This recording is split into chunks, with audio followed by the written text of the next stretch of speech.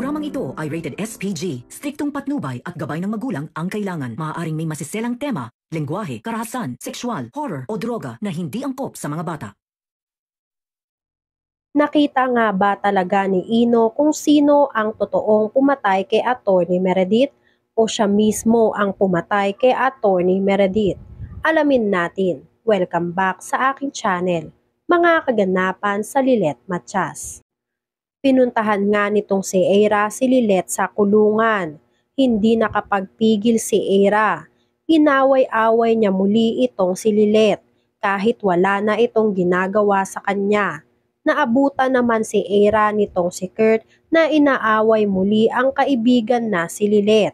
Kaya naman agad na inawat ni Kurt si Eira. Pinamukha nitong si Kurt kay Eira na may lumapit at sumuko na isang testigo na makapagpapatunay na hindi si Lilet ang tunay na pumatay kay Atty. Meredith. Nagimbal si Eira sa narinig na balita mula kay Kurt. Hindi makapaniwala si Eira. Hindi raw po pwede na hindi si Lilet ang pumatay sa matin niyang si Atty. Meredith dahil madami na silang testigo na hinarap sa korte at lahat sila ay si Lilet ang tinuturo na sospek. Nagsabi si Kurt na antayin ni Eira kung ano ang magiging resulta ng kaso laban kay Lilet. Tiyak raw na mas magigimbal si Eira kapag lumabas na ang totoo. Nagtataka si Kurt kung bakit gigil na gigil si Eira kay Lilet na maipakulong. Kahit sinabi na ni Kurt na may ihaharap na sila sa korte at magsasabi na inosente itong si Lilet. Si Lilet pa rin ang pinaniniwalaan ni Eira na pumatay kay Atty. Meredith. Hinayaan na lang ni Lilet si Eira. Mag-antay na lang daw sila at sisiguraduhin daw nila na kakainin ni Eira lahat ng sinabi niya tungkol kay Lilet. Nagpunta agad nga itong si Eira kay Atty. Renan para sabihin ang balita. Inis at galit na pumunta ng Keystone itong si Eira. Kinausap agad niya si Atty. Renan na gumawa ng paraan upang hindi madismiss ang kaso laban kay Lilet. Dahil hindi pa rin naniniwala itong si Eira na hindi si Lilet ang tunay na pumatay kay Atty. Meredith. Ngunit hindi na nga pinapakinggan nitong si Atty. Renan si Eira. Hayaan na raw nila na madismiss ang kaso laban kay Lilet o kaya naman ay i-withdraw na nila ang kasong isinampa nila kay Lilet dahil matibay ang ebidensya na hawak nila Lilet ngayon.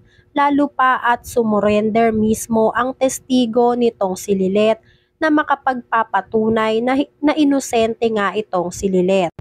Dagdag pa nga ang prinisinta nitong si Marites na ebidensya na makapagpapatunay na si Ino ang tunay na pumatay kay Atty. Meredith.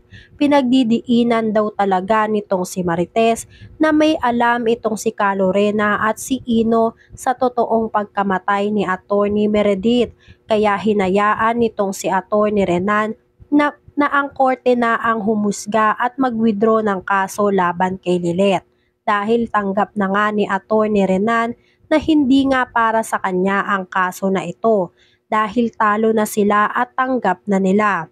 Hindi nga lang itong si Eira dahil pinaninindigan pa rin ni Eira at pinaglalaban ni Eira na hindi siya pupwedeng matalo sa kaso laban kay Lilet. Ipaglalaban daw ni Eira ang katotohanan dahil si Lilet talaga ang tunay na pumatay kay Atty. Meredith. Ngunit pinagtatawanan na nga lang nitong si Atty. Renan si Eira.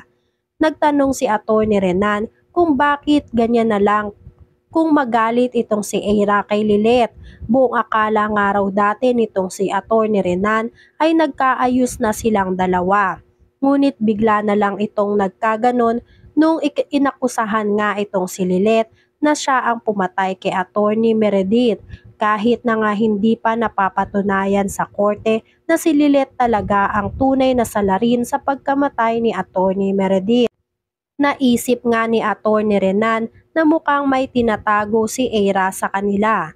At yun nga ang kailangan tuklasin nitong si Atty. Renan dahil hindi siya mapapakali hanggat hindi rin natutulungan si Lilet na mahanap ang hustisya na nararapat para sa ina nilang si Atty. Meredith.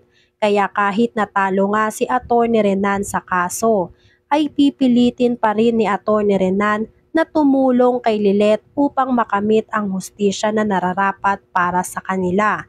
At aalamin nga nitong si Atty. Renan kung ano ang sikretong tinatago nitong si Eira at kung bakit pinagdidiinan pa rin ni Eira na ipakulong itong si Lilet kahit na nga halatang halata na matatalo na sila sa korte dahil sa testigo na lumutang bigla sa kampo nila Lilet, pati na rin ang ebidensya na dinala mismo sa presinto nitong si Marites.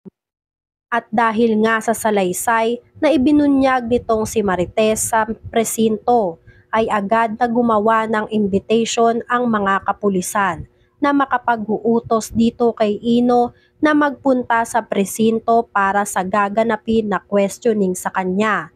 Dahil idinidiin nga nitong si Marites na si Ino at si Ka Lorena ay may alam sa pagkamatay ni Atty. Meredith dahil siya mismo ay binayaran nga nitong si Ka Lorena para tumahimik at huwag magsalita sa nalalaman niya tungkol sa mag-ina.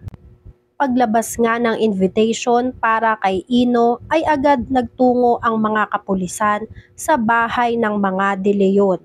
Dito ay wala silang naabutan na Ino De Leon at bukod tanging si Ka Lorena at si Constantino lang ang humarap sa mga kapulisan. Hindi nila naabutan si Ino sa bahay ng mga De Leon. Hindi sinabi ni Ka Lorena kung saan nagtatago at nagpunta ang anak na si Ino. Dito binalaan ng mga kapulisan si Ka Lorena at si Constantino na kung ipagpapatuloy nila na itago ang anak na si Ino ay mas lalo lang silang mapapahamak at mapapahamak lalo ang anak nilang si Ino. Lalong madidiin si Ino sa kaso kung sakaling hindi magpaunlak si Ino sa questioning na magaganap sa presinto.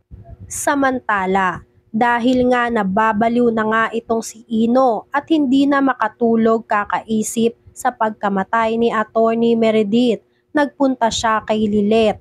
Hinantay niya si Lilet sa labas ng bahay nito. Nadatnan niya si Lilet na pauwi na.